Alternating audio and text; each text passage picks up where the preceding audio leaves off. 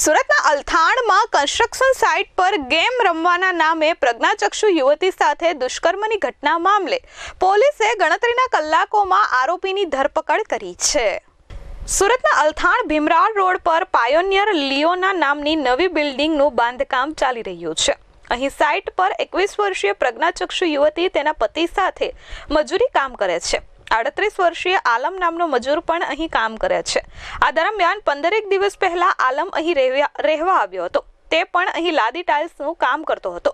ગત તારીખ 10મીએ સવારે આલમ પીડિતા યુવતીના રૂમમાં આવ્યો હતો। ગેમ રમવાના બહાને પ્રજ્ઞાચક્ષુ યુવતીની નજીક જઈ શારીરિક અડપલા કર્યા હતા। ત્યારબાદ મોઢા પર હાથ મૂકી બળજબરી કરી દુષ્કર્મ આચર્યું હતું અને ધાકધમકી આપી જતો રહ્યો હતો।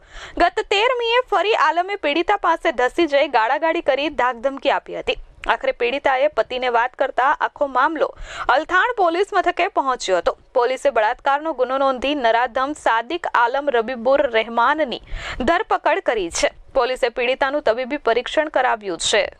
Bureau report S24 news Surat.